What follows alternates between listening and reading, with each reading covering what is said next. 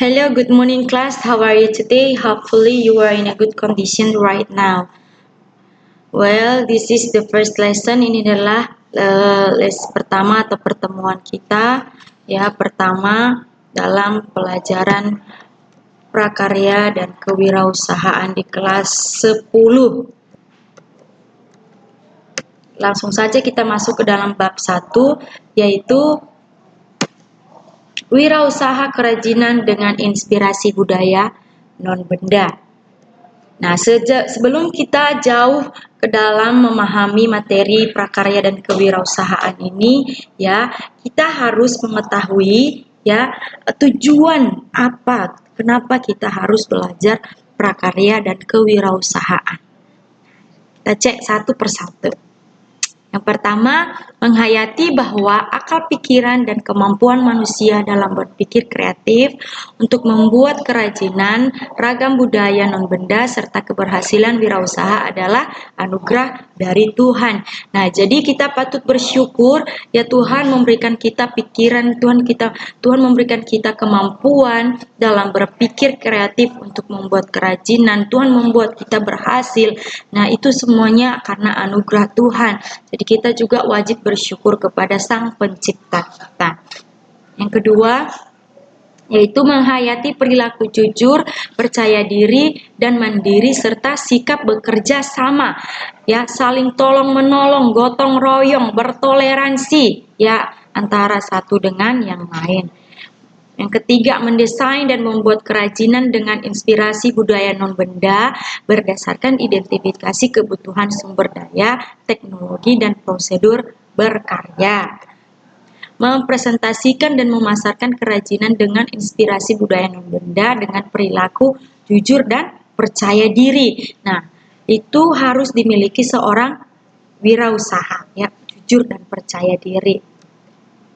Melakukan evaluasi pembelajaran wirausaha kerajinan dengan inspirasi budaya non-benda.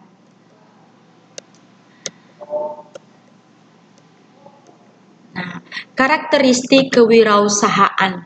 Nah, wirausaha ini terdiri atas dua kata. Nah, yang pertama adalah wira dan yang kedua adalah usaha. Apa yang dimaksud dengan wira? Ya, apa yang dimaksud dengan wira? Wira adalah pejuang, pahlawan, manusia unggul, teladan, berbudi luhur. Dan sedangkan yang dimaksud dengan usaha adalah perbuatan amal, bekerja, berbuat sesuatu. Nah, jadi dapat kita simpulkan bahwa wirausaha adalah seorang pejuang, seorang pahlawan ya yang selalu memiliki tekad, yang selalu memiliki kemauan untuk bekerja dan berbuat sesuatu. Pengertian wirausaha menurut Kamus Besar Bahasa Indonesia atau KBBI ya adalah orang yang pandai atau orang berbakat mengenali produk baru. Nah, jadi seorang wirausaha itu harus selalu mencari ide, mencari hal-hal baru supaya dia dapat mengaplikasikannya di dalam usahanya. Yang menentukan cara produksi baru, menyusun kegiatan untuk mengadakan produk baru, mengatur permodalan operasinya serta memasarkannya. Nah, jadi seorang wirausaha itu harus pandai, harus cerdas, harus cermat. Ya, modalnya berapa? Nah, nanti kemudian untungnya berapa? Nah, itu semuanya harus diperhatikan. Nah, ini juga pengertian kewirausahaan menurut Keputusan Menteri Koperasi dan Pembinaan Pengusaha Kecil nomor 996/11/11/1995 ya. Kewirausahaan adalah semangat. Nah, jadi seorang wirausaha itu memiliki semangat yang tinggi, sikap yang baik, perilaku yang terpuji ya, dan kemampuan seseorang dalam menangani usaha dan kegiatan yang mengarah pada upaya mencari, menciptakan serta menerapkan cara kerja teknologi dan produk baru dengan meningkatkan efisiensi dalam rangka memberikan pelayanan yang baik dan memperoleh keuntungan. Nah, jadi seorang pengusaha itu yang membuat suatu usaha untuk apa? Untuk mendatangkan keuntungan ya, bukan mendatangkan kerugian. Ada beberapa sifat yang perlu kita perhatikan sifat seorang wirausaha. Yang pertama adalah percaya diri. Nah, jadi seorang wirausaha itu harus mampu percaya diri dimanapun berada. Percaya diri dalam mengambil keputusan, percaya diri dengan pertemuan orang-orang yang hebat. Karena seorang wirausaha itu selalu bertemu dengan orang-orang yang hebat. Tidak boleh malu-malu, ya. Yang kedua, berorientasikan tugas dan hasil. Nah, seorang yang selalu mengutamakan tugas dan hasil adalah orang yang selalu mengutamakan nilai-nilai motif prestasi, berorientasi dan laba keuntungan dan kerja keras. Ya, jadi dalam kewirausahaan peluang hanya diperoleh apabila ada inisiatif, ada kemauan, ya. Karena di mana ada kemauan, di situ ada jalan.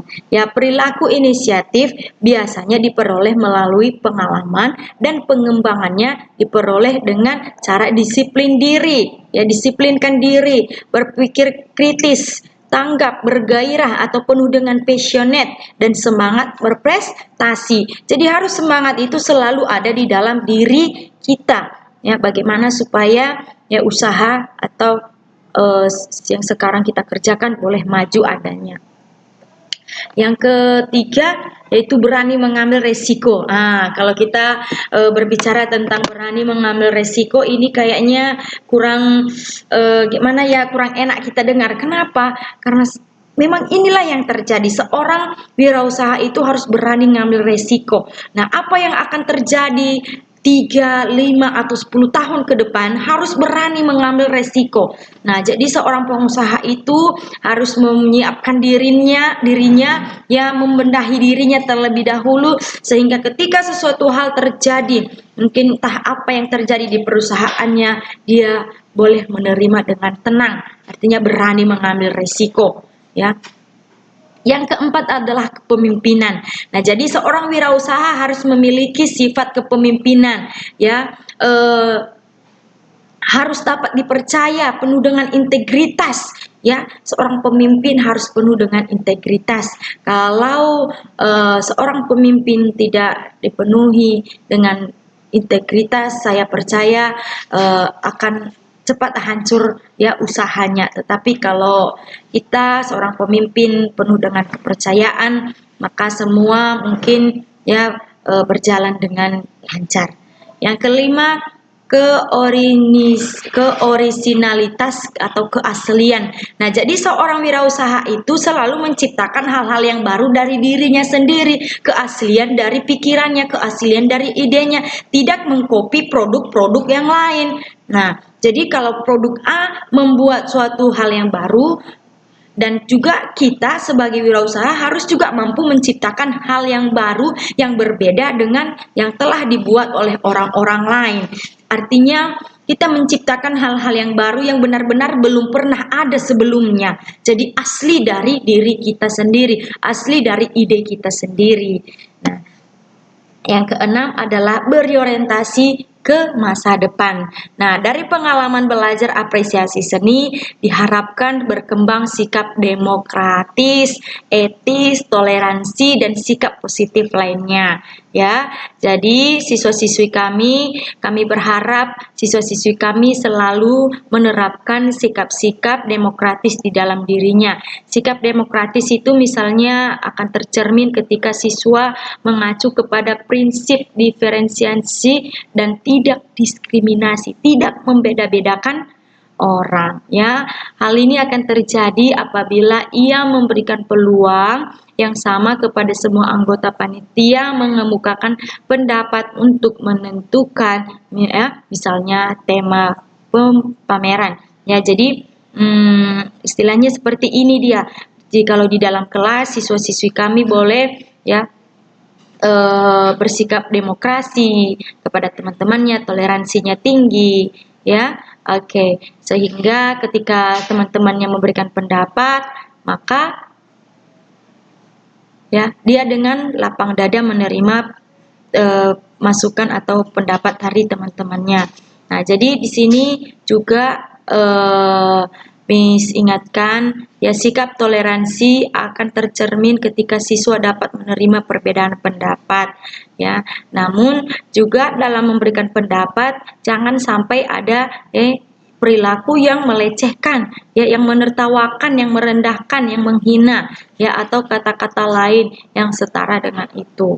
Nah, jadi anak didik kami, siswa didik kami yang kami kasihi, inilah materi kita, ya, prakarya, ya, khususnya di kelas 10 ini. Mari terus belajar dengan sungguh-sungguh, ya, dan ini nanti catat di bukumu, ya, catat di buku catatan kamu. Nanti ketika kita pertemuan di kelas, catatan itu akan Miss periksa. Terima kasih, Tuhan Yesus memberkati. Thank you for watching. Bye.